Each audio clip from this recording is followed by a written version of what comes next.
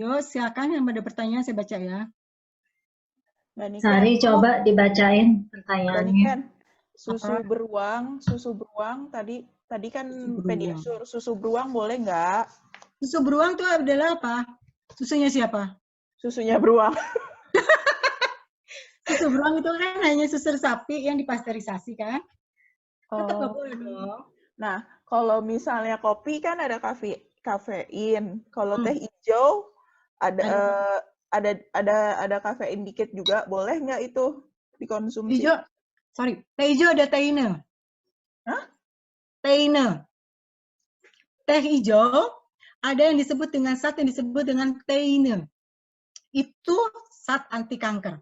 Memang dia punya kafein tapi dikit, nggak kayak kopi. Ingat, kopi kalau itu, teh biasa. Teh biasa masih ada teinenya juga. Nggak apa-apa. Cuman teh hijau memang lebih tinggi teinenya.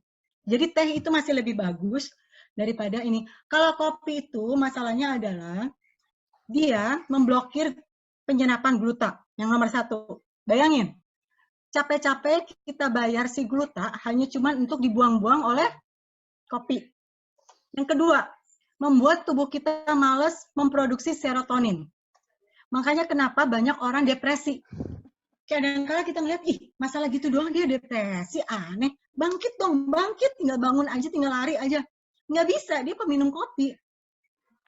Yang tadi saya bilang, standar serotonin tubuh kita di sini. Harusnya standar, ya. Nah, kalau udah penuh, dia stop. Nggak akan produksi serotonin. Si neurotransmitter tadi.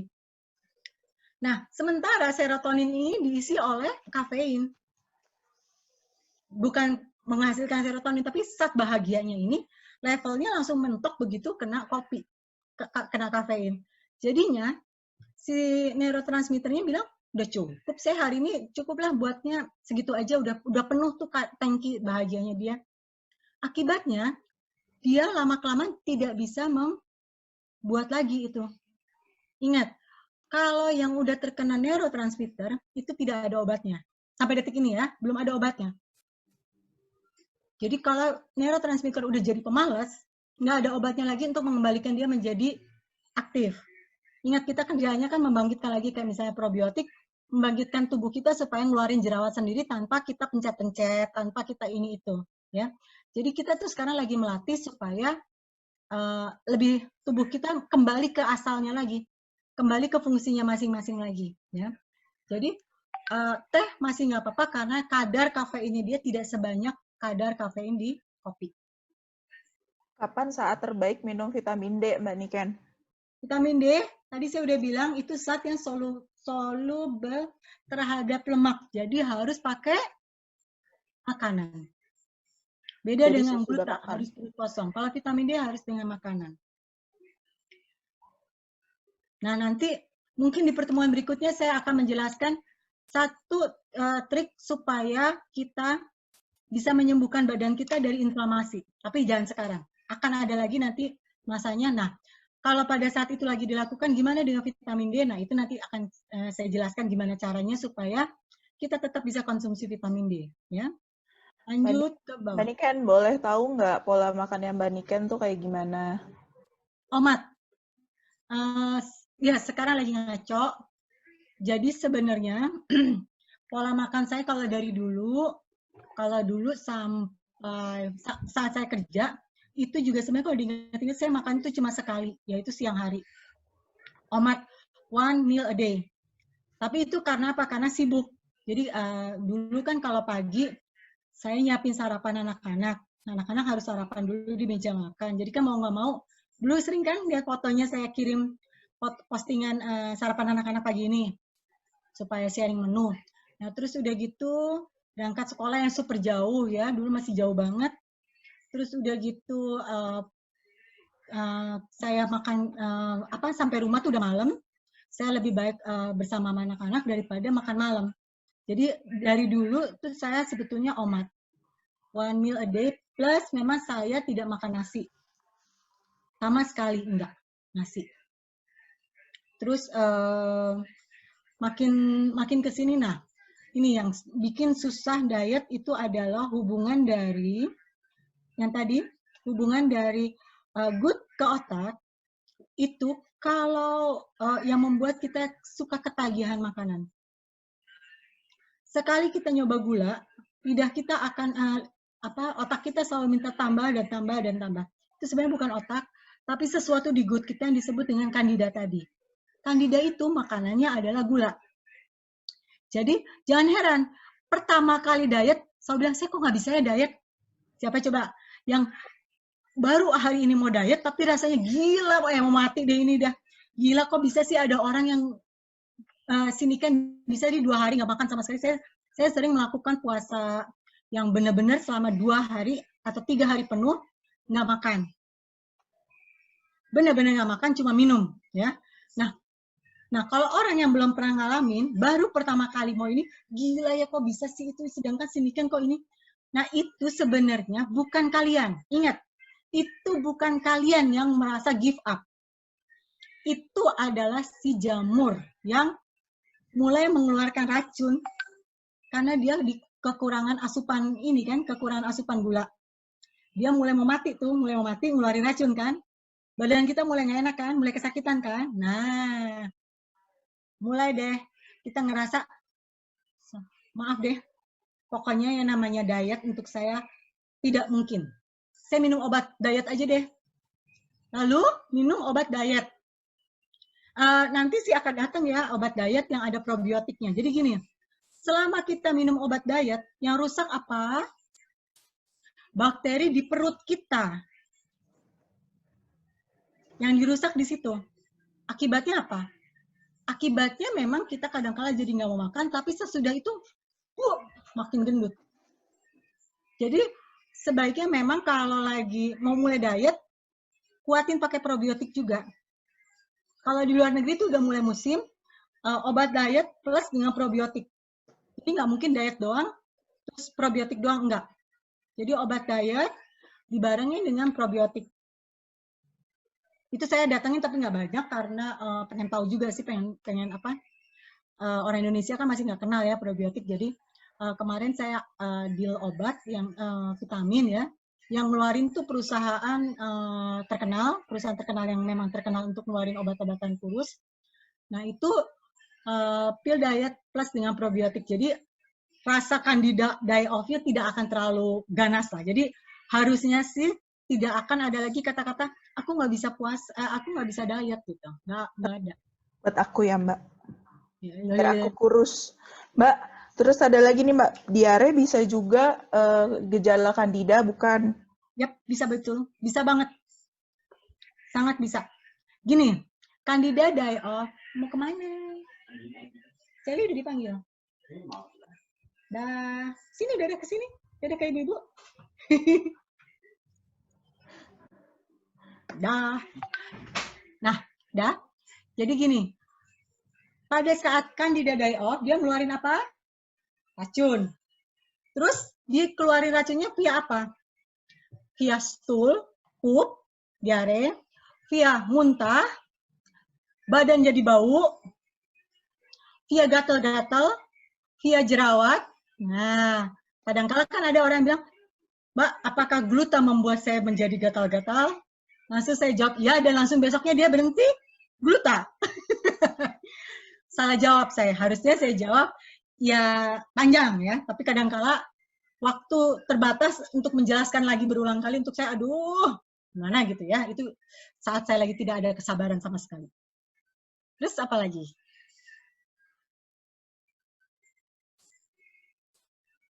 Berapa banyak baiknya kita minum vitamin D? Gini, kalau vitamin D, gini aja, dilihat kalau momen masih jerawatan, ini kayaknya ibu-ibu di sini hebat deh, momen saja masih pada jerawatan itu nggak ngerti, itu kan sebenarnya udah nggak normal sama sekali, ya, itu nggak normal. Harusnya mau mens nggak mau mens tuh muka tuh mulus-mulus aja.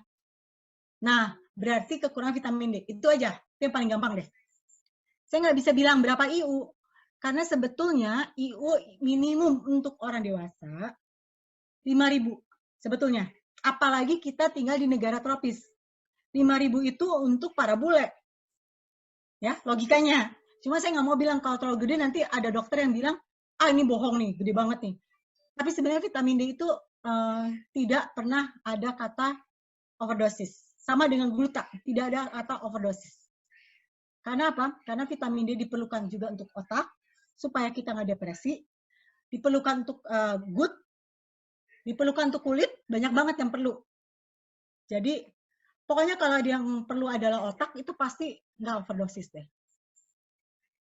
Gitu, lanjut. Mbak Niken, apa yang dimaksud kurang minum itu berarti minum air putih ya? Maksudnya bukan teh atau jus? Ya iya kali.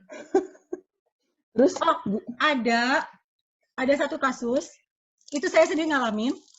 Mbak Niken, tolong dong, setiap kali saya minum air putih, saya mau muntah. Saya nggak bisa minum air putih. Ada loh, itu saya sendiri. Lalu apa yang saya lakukan waktu itu, air putihnya saya tetesin tes gula keto. Jadi ada rasanya. Tapi setelah saya ganti, ini bukan iklan ya, tapi benar-benar saya tuh cobain semua air mineral. Jadi semua air mineral saya cobain karena saya pengen bisa minum murni. Nah ini, yang ini, nggak kelihatan. Sebut aja. Kelihatan? Nah, Erika sama. Ini air putih yang enak, bener. Ya, Erika ya enak ya. Nah, enak. Jadi kalau yang nggak bisa minum air putih, ini mahal. Jadi kalau bisa aqua aja, udah aqua aja. Karena ini mahal, bener, ini mahal. Cuman kalau memang udah nggak bisa banget, minum Pristine ini enak. Bisa, apa ya, nggak tahu rasanya enak. Nah, terus apa lagi? Gluta bisa bantu nurunin berat badan ya. Saya udah 3 tahun nggak makan nasi dan less sugar. Tapi berat badan masih susah banget turun. Oke. Sekarang gini.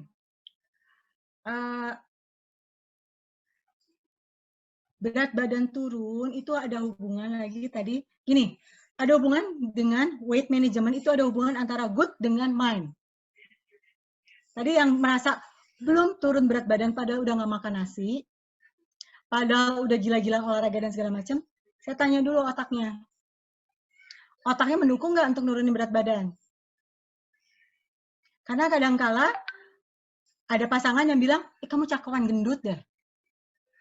Jadi dia nggak apa ya, di mindnya dia nggak berani nih kurus banyak-banyak gitu. Atau masih ada penyakit di dalam tubuhnya. Glutanya tidak kepake untuk nurunin berat badan, kepakainya untuk betulin sel-sel yang ada dalam tubuh. Ya, jadi kalau mau nurunin berat badan, yang diperbaikin apanya? Ininya, gutnya. Jadi fauna gutnya diperbaikin. Jadi orang terlalu kurus sama orang terlalu gemuk itu semuanya masalahnya di gut. Makanya gut itu disebut second brain. Beniken, Ya. kalau saya baca-baca penderita HIV, lidahnya banyak yang putih-putih. Ya, itu jamur. Apakah konsumsi gluta dapat membantu? Nah, kalau udah sampai yang tahap gitu, glutanya mesti berapa banyak, Mbak? Kalau di luar negeri untuk orang untuk orang HIV itu wajib gluta kalau nggak salah 2.000 sehari. Sehari ya, kalau nggak salah ya. Satu kapsul kita 500 ya? 250. Oh, 250. Jadi satu kapsul kita isinya 500, tapi dibagi 2, 250 gluta, 250 lagi tambahan-tambahan. Ingat, gluta tidak bisa diminum tanpa vitamin C. Jadi, kendaraan gluta masuk ke dalam tubuh kita adalah vitamin C. Begitu sampai ke tujuan, vitamin C-nya sama gluta di recycle. Sehingga si vitamin C berguna lagi untuk hal yang lain. Hebat ya? Jadi gluta itu dia merecycle vitamin-vitamin, terutama vitamin C. Jadi kalau ada yang minum gluta udah berwarna, glutanya, terus boleh minum kapan aja, terus tanpa vitamin C, udah itu glutanya bohong berarti. Karena nggak mungkin itu semua. Gluta hanya bisa pakai vitamin C. Gluta hanya bisa pada saat perut kosong, dan gluta rasanya super asam. Ya, jadi kebayang ya, kalau kita dibohongin tuh sama yang gluta mahal, jangan. Sayang uang. Mbak ini kan minuman probiotik itu kefir ya Mbak. Kalau Yakult gimana? Yakult juga, tapi masanya Yakult manis. Jadi pada saat waktu Profesor Gizi Yakult itu membuat Yakult, saat itu belum digaungkan mengenai less sugar. Jadi dia masih menciptakan yang pakai perasa. Karena dia tahu kalau nyobain Yakult di Jepang, itu rasanya nggak semanis di Indonesia. Rasanya di Jepang itu masih ada rasa nggak enaknya, tapi kalau di Indonesia, memang orang Indonesia senang manis, mau gimana, nanti nggak laku. Kayak jualan Ken Skincare aja susah kan jualannya.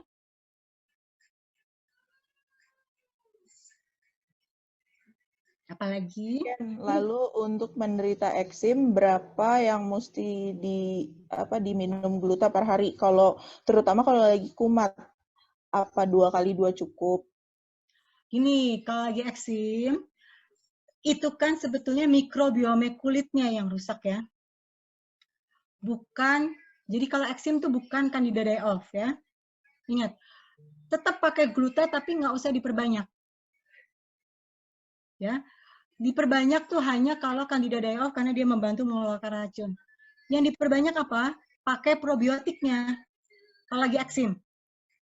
Dan jangan probiotik yang diminum, lucu banget nanti. Yang diolesin. Makanya kenapa kalau ada yang gatal segala macam, saya suruh olesin, nggak mau tahu, olesin. Perih seperi-perinya, olesin terus. Lama-lama kulitnya nyatu, si mikrobiomnya nyatu, kuat lagi, udah sembuh. Ada usernya Mbak Angki tuh yang kena herpes ya, kena singles itu kayak cacar air tapi untuk orang dewasa.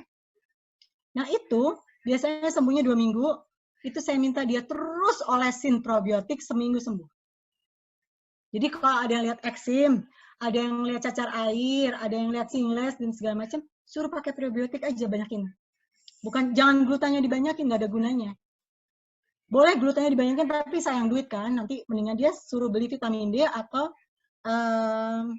probiotik. Jadi dilihat dulu sumbernya. Kalau untuk memperbaikin, kan kalau eksim kan dia belum memperbaiki kan. Ini cuma untuk membuat calming dulu. Nah, pada saat dia mau memperbaiki si jaringan parut hasil eksim, boleh kita pakai gluta. Tapi pada saat kita mau membuat supaya eksimnya berhenti, nah pakai deh itu yang namanya probiotik. Makanya kenapa yang jerawatan, itu kadang-kala saya bilang glutanya stop dulu ya. Yang jerawatan banget. Kenapa? Karena dia akan mendetoks kulitnya. Kasihan, ya udah detoks kulitnya, ya jerawat keluar. Jadi biasanya glutanya dipakai pada saat jerawatnya sudah mulai menenang, pakai gluta itu nggak apa-apa. Karena dia perlu kekuatan untuk melawan racun-racunnya memang. Tapi pada saat membuat calmingnya itu, pakai probiotik dan vitamin D. Gitu. Ini udah terjawab kayaknya. Mbak Niken untuk user yang case jerawat, selain probio berarti disarankan konsumsi vitamin D juga ya? Itu udah iya. jawab kan tadi barusan? Nah, terus nanti kan ada bekas-bekas jerawatnya. Nah, baru gluta. Makanya kalau pakai apa-apa tuh bertahap aja. Jangan semua dipakein, akhirnya malah jadi bom atom. Mbak Niken, saya makan nasi banyak, tapi nggak gemuk-gemuk, yang tambah keriputnya. Ini tukeran sama aku kayaknya. Aku makan nasi dikit tapi gemuk. Ya, yang pasti gula dari nasi itu merusak. Seperti yang saya bilang tadi, mikrobiomnya orang beda-beda. Ada yang memang jadi kegendut, tapi ada juga yang mukanya aging banget. Mukanya yang kalau kita udah mulai deketin, bolong-bolong lah, atau misalnya ininya under eye-nya udah celong banget, mukanya nggak mulus. Nah, makanya kalau pakai probiotik biasanya ada masa-masa nggak enak, tapi udah gitu celing langsung ya, mulus ya.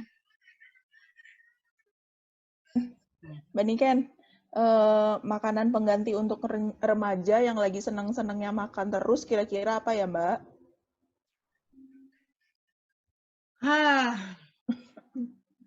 Kenapa dia bisa senang makan terus? Dikasih Ini orang tuanya manfaat. gimana nih? Senang makan, itu kenapa? Itu adalah satu energi kita kan? Ya nggak? Kenapa nggak energinya dialihin untuk olahraga? Atau untuk mikir? Misalnya adalah anak-anak yang nggak suka outdoor, nggak suka olahraga. Kayak Kevin itu kan dia juga nggak suka olahraga. Dia cowok yang tidak menyukai olahraga. Beda banget sama mamahnya. Nah, gimana caranya saya mengalihkan dia supaya dia nggak makan dulu? Ya saya selalu mikir. Saya kasih dia project-project. Kak, mama mau buat bisnis ini dong, kamu pikirin. Pikir dia lagi. Terus sudah mau selesai lagi, Kak tolong dong, mama pengen buat ini, tolong ya mikir lagi gitu. Nah itu dia nggak akan lapar. Mau lapar dari mana, orang otaknya udah capek. Kayak Celi sekarang dia udah omat makan sehari satu. Karena apa? Mikir. Karena dia otaknya saya suruh untuk mikir. Jadi gimana ya? Janganlah dengan alasan kita sayang anak, kita turutin. Udah tahu makan banyak itu nggak baik. Udah tahu makan sering-sering itu nggak baik. Ingat, good kita cuma satu. Kalau udah good kita rusak, nggak ada yang bener, nggak bisa ada yang benerin. Ya, nah terus masa malah disuruh makan gitu. Ini lagi bukannya kalau mikir terus makin lapar, makanya mikirnya yang serius, jangan mikir-mikiran. Aku banget. Kalau mikir serius, ingat nggak waktu saya buat web, kurus kering kerontangnya kayak apa? Itu kan mikir banget. Nggak. Bohong kalau bilang makin lapar. Itu bohong. Dulu juga saya dengar ada yang bilang adalah, kalau nggak makan karbo, nanti saya jadi bego. Nggak bisa mikir. Terus saya ketawa ngakak, saya bilang, waduh kalau gitu, sejak 17 tahun yang lalu, saya harusnya makan nasi. Ya berarti saya bisa lebih pintar dari saat ini. Diem orangnya. Oh berarti kamu nggak pernah makan nasi? Nggak pernah seumur hidup saya. Maksudnya selama umur dewasa, saya nggak pernah makan nasi. Pintar-pintar aja, kalau mau pintar mah. Jadi jangan buat sesuatu yang memasukin ke dalam pikiran. Ingat, ada hubungannya loh, good sama otak. Sekarang udah dibuktikan ya. Jadi kalau ibu-ibu aja sudah berpikir begitu, kebayang nggak anaknya mikirnya kayak gimana? Ingat, anak-anak itu peniru kita. Walaupun di depan kita dia, kayaknya, alah mamahnya apa sih? Di belakang kita, pada saat dia jauh dari kita, yang dia bawa apa? Ajaran kita. Udah itu aja. Itu terbukti kok dari Kevin. Di depan saya kan gimana cueknya, tapi begitu jauh yang dibawa ajaran ibunya. Bukan ajaran bapaknya, bukan ajaran siapa-siapa, tapi ibunya. Jadi jangan sampai kita bawa sesuatu yang tidak benar ke otak anak kita. Kasihan. Jangan dia besar dengan sesuatu yang salah. Gitu. Lanjut. Mbak, maaf kurang jelas tadi. Jadi gluta kan pakai vitamin C. Nah, jadi glutaken udah ada vitamin C-nya atau maksudnya kita perlu tambah minum vitamin C-nya? Sudah ada. Saya bacain sebentar ya, isinya gluta ya. Atau Buket bisa keluarin. Sebentar, saya bacain ya. Bentar dicari dulu juga. Oke. Glutathione itu glutanya sendiri adalah reduced glutathione. Apa yang disebut dengan reduced glutathione? Jadi glutanya 250, tapi begitu masuk ke dalam tubuh kita, dia keserapnya pelan-pelan. Jadi tidak langsung habis begitu aja. Pelan-pelan siapa yang butuh diambil. Itu yang disebut dengan reduce. Jadi pada saat kita sudah waktunya minum lagi, glutannya sendiri belum habis. Jadi akan selalu terpenuhi. Ya, jadi itu yang disebut dengan reduce. Lalu tambahannya adalah Achelora cherry. Achelora cherry. Jadi bukan cherry biasa, tapi cherry yang ada Achelora. Itu di situ adalah anti-aging, mencerahkan kulit, lalu meningkatkan produksi kolagen. Jadi, kan orang suka nanya, ada kolagennya nggak di sini? Tidak ada, tapi ada yang membuat supaya tubuh kita membangkitkan kolagen. Nah, itu Achelora cherry. Selain itu udah jelas ya, cherry ya, kayak vitamin C. Lalu ada yang disebut dengan licorice root. Licorice root sendiri, dia antioksidan yang sangat bagus untuk anti penuaan. Jadi kalau baca di skincare yang mahal-mahal, itu kan suka ada tuh licorice ya. Nah itu tuh sebenarnya gunanya untuk apa? Untuk anti penuaan, untuk anti hiperpigmentasi. Jadi kita nggak bisa menghindar dari yang namanya pigmentasi, karena pigmentasi sendiri itu terbangun dari sinar matahari, sinar komputer, sinar microwave, sinar kompor, dan segala macam sinar, itu membentuk flek di dalam kulit kita. Tapi dengan licorice, dia membuat melatoninnya kita tidak bisa memproduksi. Ya. Lalu ada yang disebut dengan Cibacton. Cibacton ini sendiri adalah itu sebenarnya kayak ancient rempah. Jadi rempah kuno dipakai di Tibetan. Itu dia adalah disebut di sini vitamin C, vitamin E, tapi kalau saya sebenarnya sukanya karena di Cibacton ini ada flavonoid, lalu ada asam folat, dan ada minyak yang kaya akan asam lemak esensial. Jadi flavonoid, asam folat ini adalah vitamin D. Jadi nggak lain nggak bukan. Walaupun dalam kadar yang lebih dikit ya, tapi setidaknya lumayan lah. Jadi dia udah. Lalu inilah yang disebut dengan vitamin C-nya adalah camu-camu. Camu-camu itu jumlah vitamin C-nya 30 kali dari vitamin C normal. Jadi dia dikit aja udah banyak banget tuh vitamin C-nya. Jadi udah ada camu-camu. Lalu yang terakhir adalah moringa. Moringa ini sebetulnya adalah yang membuat tubuh kita cepat sekali recovery dari luka. Ini juga ada di Essence Gold. Moringa. Jadi kenapa suka semprot-semprot segala macam itu ada. Jadi luka cepat menyatu. Inflamasi cepat menyatu. Nah, kenapa? Kenapa saya buat begitu? Karena saya kan sering flare. Flare itu kan sebenarnya inflamasi ya. Nah, inflamasi itu nggak boleh terlalu sering. Kalau anak kecil terlalu sering inflamasi itu misalnya kayak alergi itu inflamasi ya. Anak kecil terlalu sering alergi, misalnya dia jadi autoimun, dan kalau dia tidak kuat, dia akan membuat kerusakan jantung. Ya. Dan kerusakan sendi. Nah, terus udah gitu, jadi udah ada semua ya. Oke, tadi mungkin akan ada yang tanya, nah kalau anak saya nggak minum susu, terus dari mana dia dapat kalsiumnya? Ya kan? Ada yang tahu nggak? Kalsium itu sebetulnya bisa dapat dari chia seed. Chia seed tulisannya CHIASIID, chia seed. Itu dia punya lebih banyak dari kalsium di susu, 5 kali. Chia seed juga bagus untuk anak perempuan yang perutnya suka sakit pada saat dia mau mens. Itu bagus banget minum itu. Jadi pakai aja chia seed.